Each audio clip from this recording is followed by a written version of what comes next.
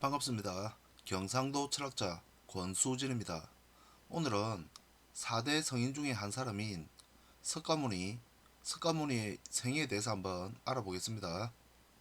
석가모니는 기원전 563년경 인도 북쪽의 네팔 국경 근처에 있는 카필라 바투스 왕국 샤키아 부족의 정반왕과 마야 부인 사이에서 태어났다.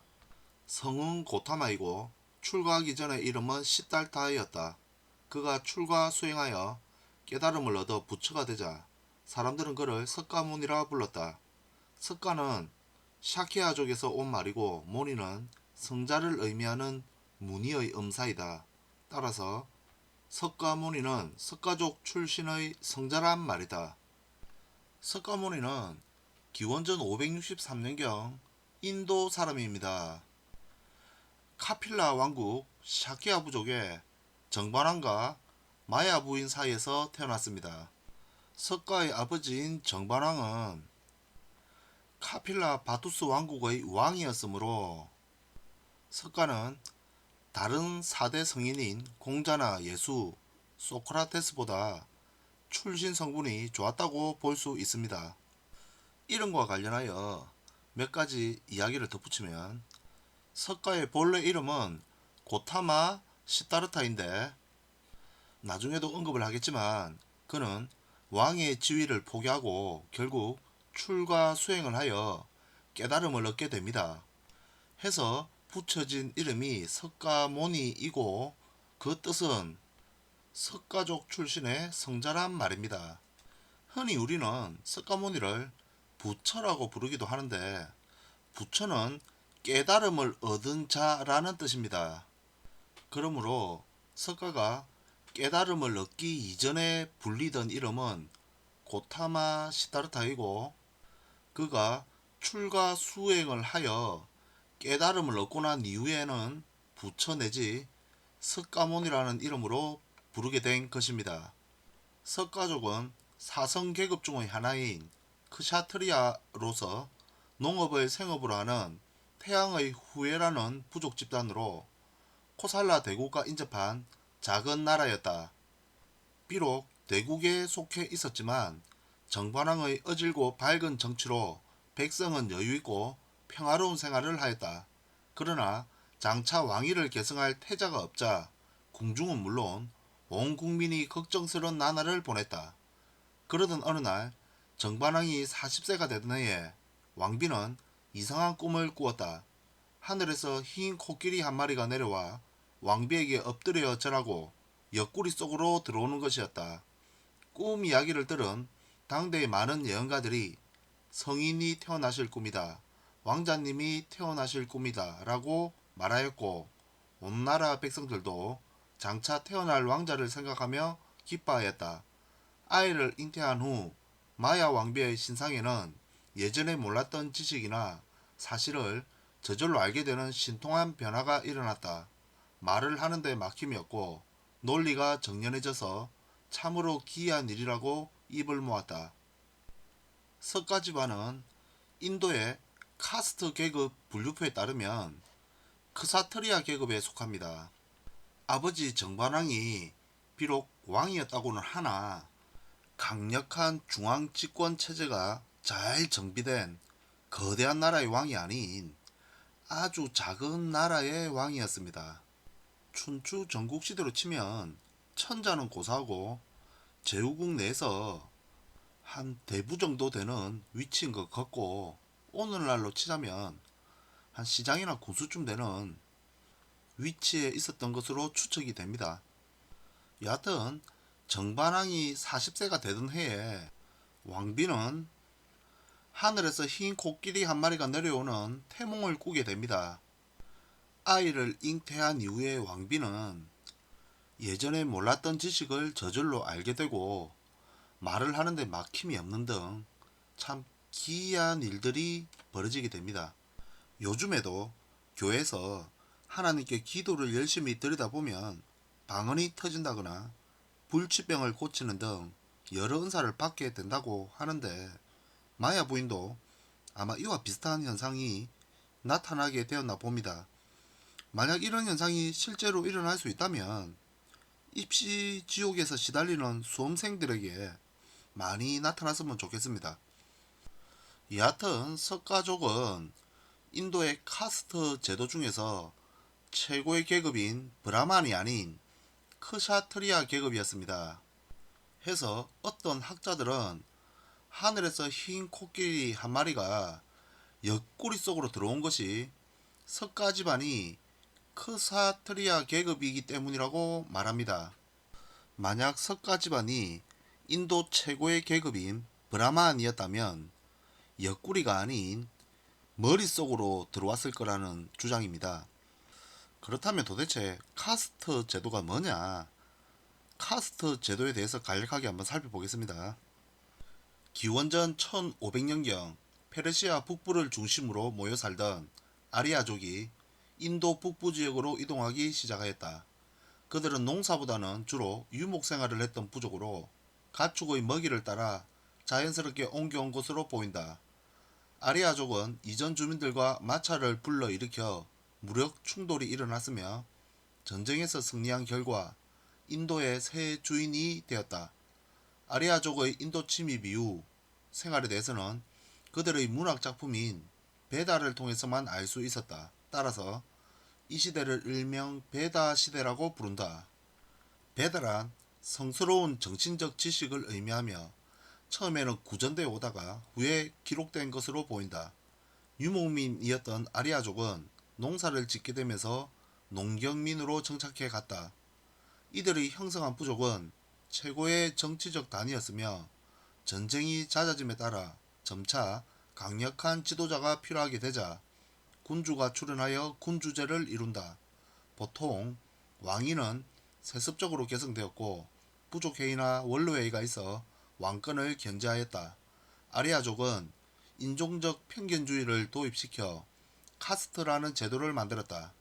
이는 인도에만 존재하는 독특한 신분 제도로서 브라만, 크샤트리아, 바이샤, 수드라의 4계급으로 나누어진다. 이 신분 제도는 인도의 일상생활과 풍습, 사상 전반을 폭넓게 지배했다. 신분은 철저히 출생에 의해서 결정되었으며 계급 간의 이동이나 결혼 등은 원칙적으로 불가능했다. 사제계급인 브라만, 군인 혹은 정치적 지배계급이었던 크샤트리아, 농공상인인 바이샤는 아리아족이 차지했으며 노예계급이었던 수드라는 비아리아족으로 이루어졌다. 카스트 제도가 언제 형성되고 또 형성된 원인이 무엇인가 하는 점에 대한 정확한 기록은 없다. 다만 일반인들은 사제의 도움 없이는 종교의식을 전혀 진행할 수 없었으므로 그들을 특별 우대한 브라만 계급이 출현했고 아리아족이 인도에 정착한 이후 국민과 국가를 보호할 군인계급과 정치계급이 형성되어 이들이 크샤트리아 계급을 이루었을 것이라는 추정들이 가능하다. 기원전 1500년경이 되면 유목생활을 하던 아리아족이 인도의 북부 지역으로 이동하기 시작합니다. 지도에 나타난 화살표의 방향이 아리안족의 이동 경로입니다. 본래 인도는 하나의 거대한 섬이었습니다. 이 거대한 섬이 바다를 떠돌다가 대륙에 착 달라붙게 되었는데 이것이 오늘날 인도 대륙이 된 것입니다. 이처럼 어마하게 큰 땅이 대륙에 착 달라붙게 되니 그 체중을 견디지 못하고 대륙이 이렇게 달라붙은 자리가 전체적으로 볼록 튀어나오게 되었는데 이것이 오늘날 세계에서 제일 높다는 히말라야 산맥입니다. 여하튼 아리아족들의 침입으로 말미암아 기존에 있던 원주민들과 서로 마찰이 일어나게 되고 이 싸움은 아리안족들의 승리로 끝이 나게 됩니다. 해서 아리아족들이 인도 전역을 지배하게 되는 이 시대를 베다 시대라고 부릅니다.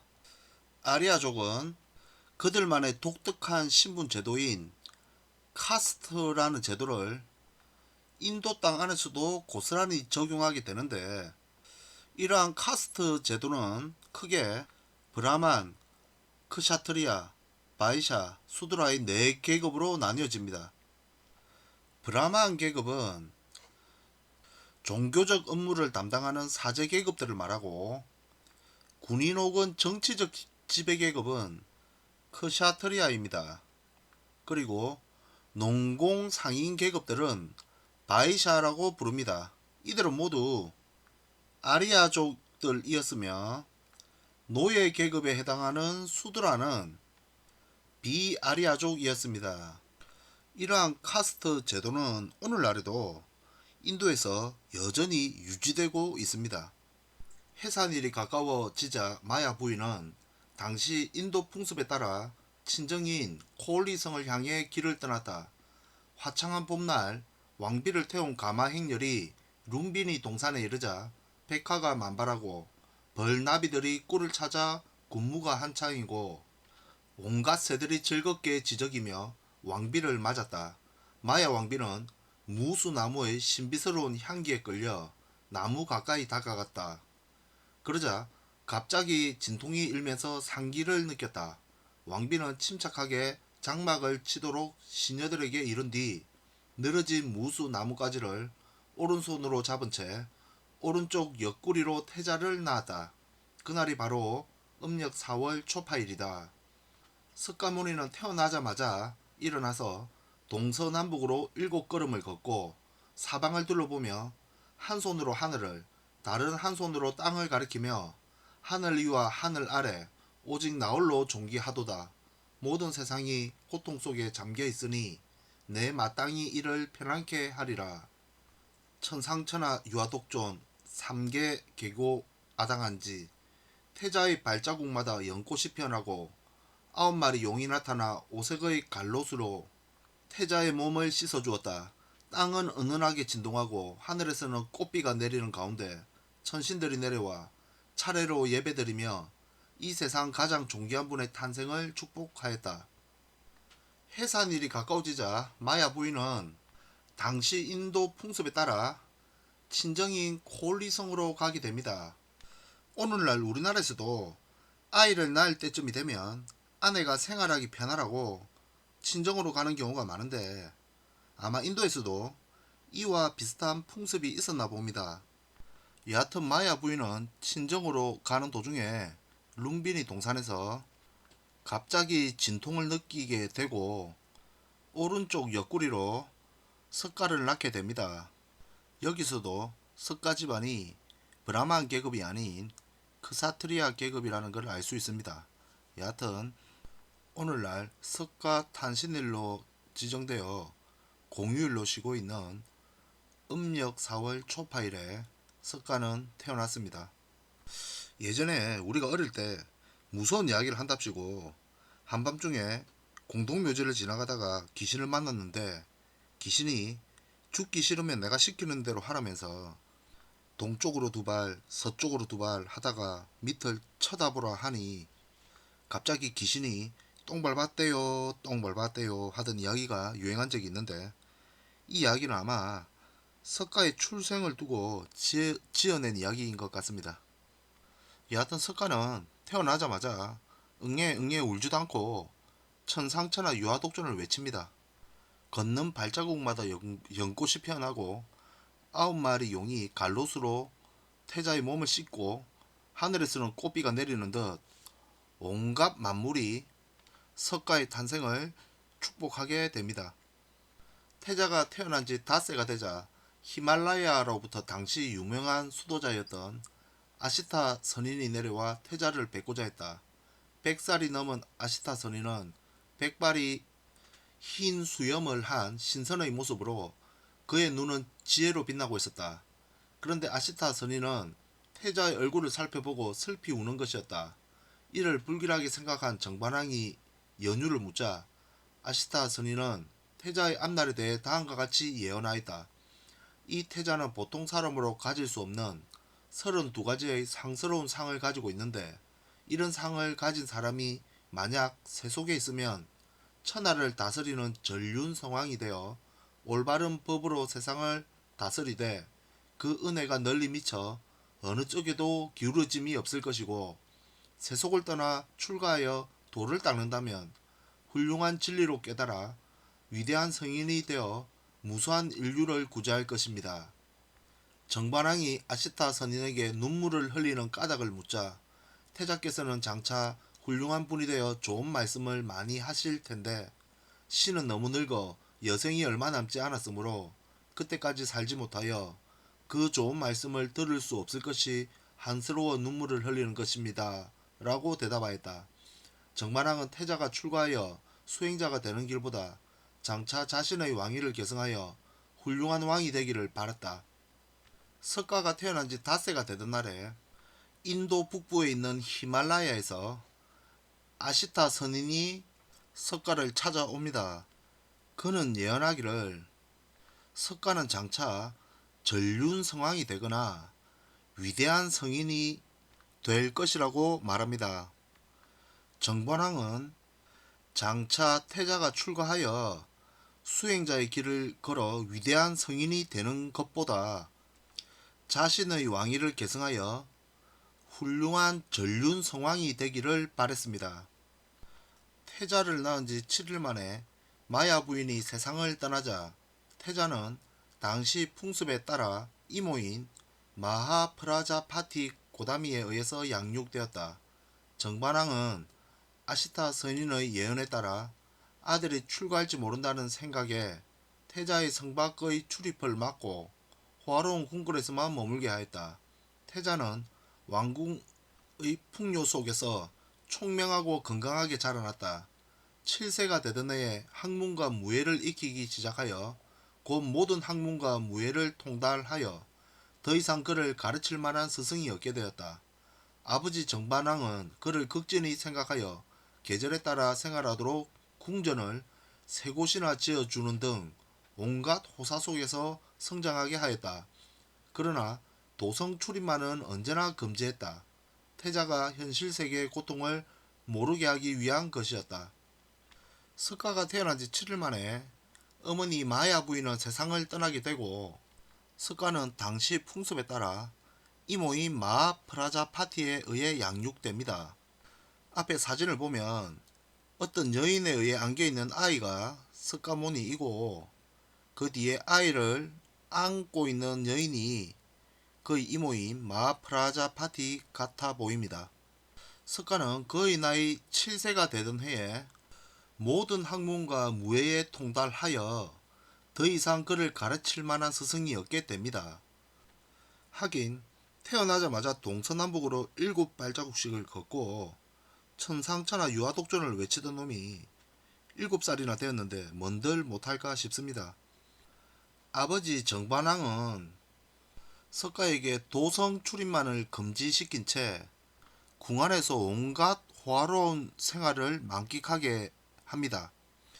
정반왕이 이처럼 석가에게 온갖 정성을 쏟으면서도 한편으로는 안절부절 못하는 이유는 석가가 전륜성왕이 되었으면 하는 바람 때문이었는데 나중에도 언급하겠지만 석가는 결국 수행자의 길을 택하게 됩니다.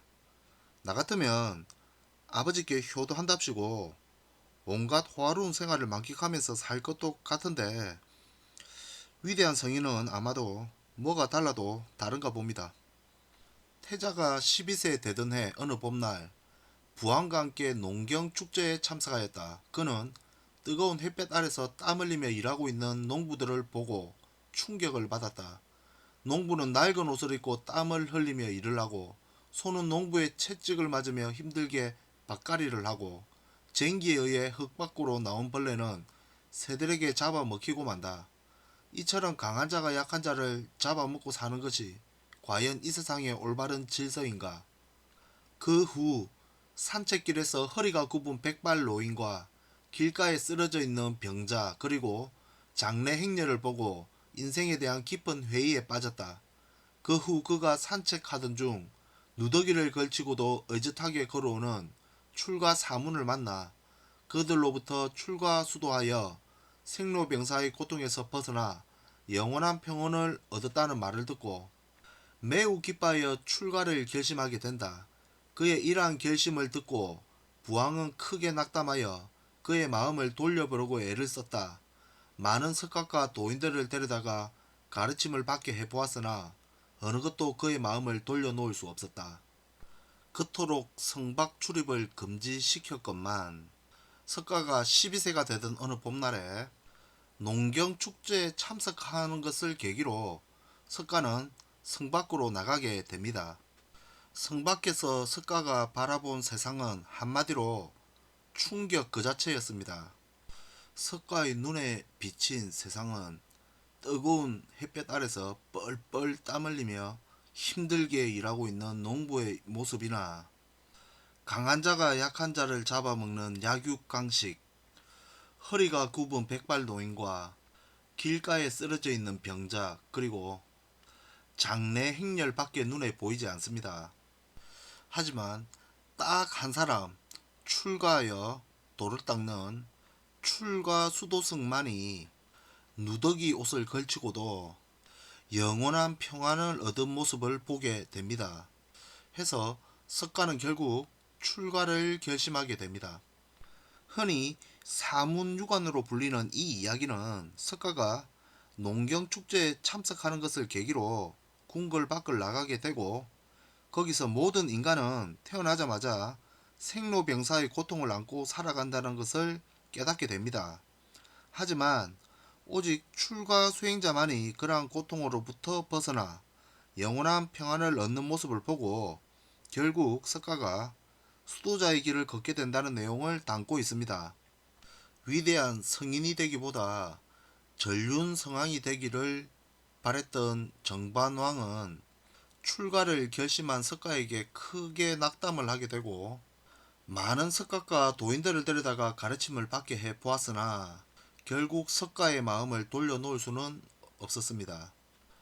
부왕은 대신의 딸인 야소다라를 택하여 결혼시켰다. 그리고 많은 궁녀를 뽑아서 유의를 즐기게도 해보았으나 모든 것이 허사였다.